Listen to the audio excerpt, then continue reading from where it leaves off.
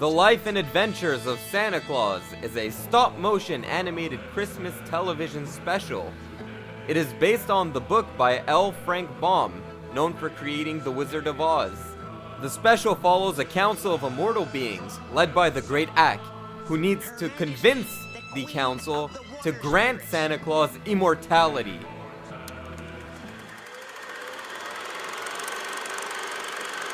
Hey guys, and welcome to Garage Movie Reviews, where every week we just explore a random movie that's on my mind. I had stop-motion Christmas animation movies on my mind, so I decided to revisit this weird one from my youth. So people are probably familiar with what's called the Rankin Bass Christmas specials. These were these Christmas specials that came out and they're on TV, and they're fond memories for children of any age. Everyone grew up with these specials. I don't know about now, but back when I was a kid, even though this wasn't my time, this is 1985, I was born in 97, but somehow I still saw this. This is one of those things that just always played on television. The one people are the most familiar with is the Rudolph the Red-Nosed Reindeer one. And that one scared the shit out of me when I was a kid. Especially the snow monster. The snow monster is what scared me when I was a kid.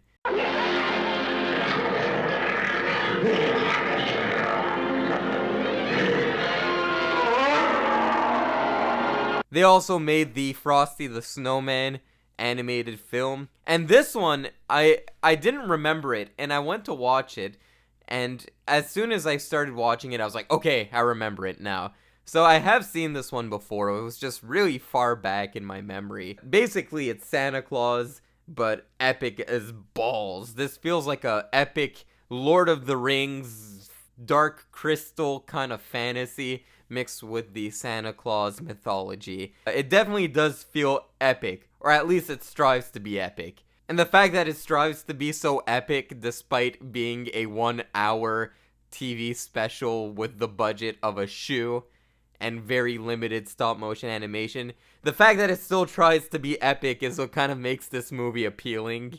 The movie opens and you have all of these immortal beings meeting in a council in the forest, and there's like the god of the wind, and the god of the animals, and the god of the forest.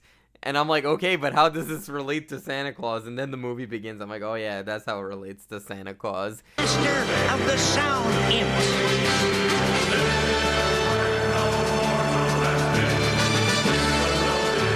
The commander of the Wind Demons. But it just feels so epic with all of these immortal beings meeting on a council. Kind of felt like I was watching Star Wars Episode 1 or something, and just discussing if Santa should be immortal or not immortal. There's these epic stop-motion battles that go on, and they're very cheap, and they're very cheesy, but they still strive to be epic, where Santa Claus is fighting these fucking cyclopses and what have you.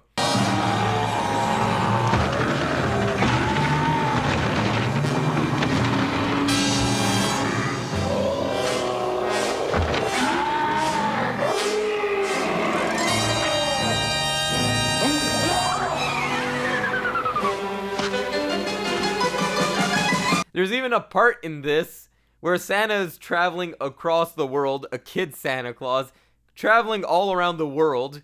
He goes to samurais, watches samurais fight one another. Are they playing a game? No, they are training to be samurai, warriors who will fight and, if necessary, die for their lord. That man is their teacher.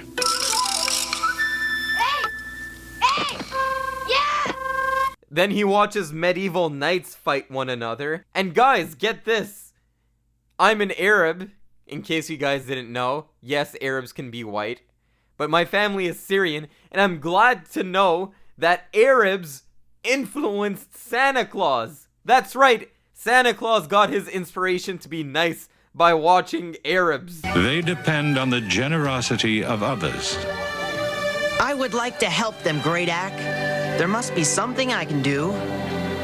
Add that to the list of great accomplishments by Arabs. We invented the number, and we inspired Santa Claus. By the way, that scene was very uncomfortable because the Great Ack tells Santa Claus to grab his belt. And the way the stop motion animation... guys, I'm just gonna show the clip. Hold tightly to my belt, for we are going to journey through the air and circle the world. Guys, Santa is such a fucking badass that when he was a baby, he was raised by a fucking lion.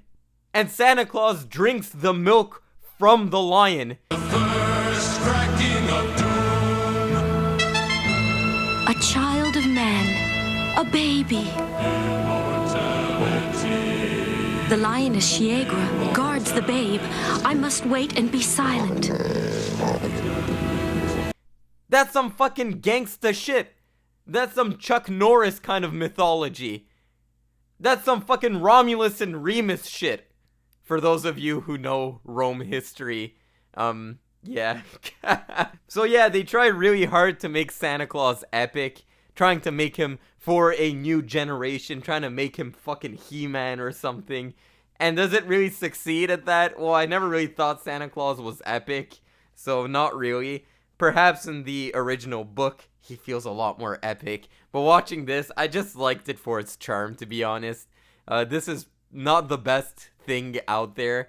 It's probably not as good as the Frosty the Snowman special or the Rudolph the Red-Nosed Reindeer special. But it's kind of just amazing to watch this get made. I don't know, it just feels weird to watch. Santa Claus versus these weird gorilla creatures. We'll see about that. Guys, if you complain that modern prequels always have to do callbacks to the original, this is that on steroids. Every little detail about Santa Claus has an explanation. The place he lives in is called the Valley of Ho-Ha-Ho. Yes, I'm not making this up. They actually say this in the movie. Snow? Yes, in the Laughing Valley of Ho-Ha-Ho, there is always snow because it is always winter. His name, Claus, is some weird language, and it translates to small.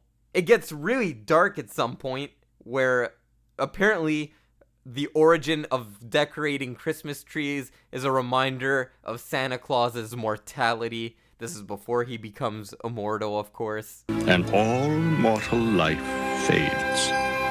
But this tree with its decorations will remind you of how we delivered our toys to children all over the world. And even the word toy has its origin story in this. That's right, the word toy didn't exist before Santa Claus came around, ladies and gentlemen. And he also invented the word doll. Now, what do you call that one? Well, I thought you were the one with the names for things. Okay. Right you are. I name it a bambola, a poopchin, a poupée. How about a doll? Sounds perfect to me. Where does it end? Did he also invent the word Xbox? Did he invent the word PlayStation 5? Everything needed an origin story. If you guys thought that Han Solo, the movie, was annoying when it came to that, this one was, it makes that look like a little baby. So, yeah, like I said, this movie, not the best. I think I kind of remembered it being a little bit better than it was. The songs weren't all that catchy either. But, anytime you have, like, a stop-motion Christmas special from the 70s and 80s, regardless of its quality, it's gonna have its charm. It's gonna have its simplicity. It's gonna make you all feel all warm and gooey inside, and it is what it is, I guess. But I feel like this can kind of work with 3D animation. Another movie this reminded me of was Legend of the Guardians, which was this 3D animated movie where you had like the Easter Bunny collaborating with Jack Frost, and all of these mythical heroes are coming together, and it's kind of like this epic spin on these kind of corny mythology creatures. I feel like if you made it in the spirit of that, it could kind of work if you just took the original book, because unfortunately the 1 hour runtime really limits what you can do. There's a lot of stuff that just don't really get explained. For instance, the bad guys just hate children because they hate children, and that's the reason why they decide to steal all of Santa's toys. So a lot of shit just feels rushed, and if you were to just make this like an epic 3D animated movie, I can kind of get behind that. I'm not gonna lie. I feel like there's some substance there. Guys, studios, turn this into a 3D animated movie. I'm giving you these ideas. Take them. So yeah, that's all I had to say about this. It's a 1-hour special. It is what it is. There were some funny bits in it. Some shit that kind of just didn't feel right. But I overall kind of had a good time watching this. Guys, if you're into some recreational substances, this is one of those movies you want to pop a recreational substance prior to use. I was talking about alcohol. What were you guys thinking of? The reason why I decided to explore this movie is because this week I wanted to explore stop-motion animation Christmas movies, and there was just the release of Santa Inc. that came out, which is getting slaughtered on the internet. And I wanted to do something with Santa Inc. this week. But first I wanted to revisit a 1980s stop-motion Christmas special before I tackle that one. Basically what I'm going to be doing is I'm going to be watching it for myself, giving it my unbiased thoughts, and if there's any criticisms I have with it, I'm going to offer some points of constructive criticism. I want to take away all the politics, all of the extremism, far left, far right. It's like a war on the internet. I just want to watch it for what it is. Is it good? Is it bad? What can be improved upon it? So guys, stay tuned for that. And yeah, see you guys around. Woo! Merry Christmas. Sorry guys, it must be that laughing valley of ho ha ho.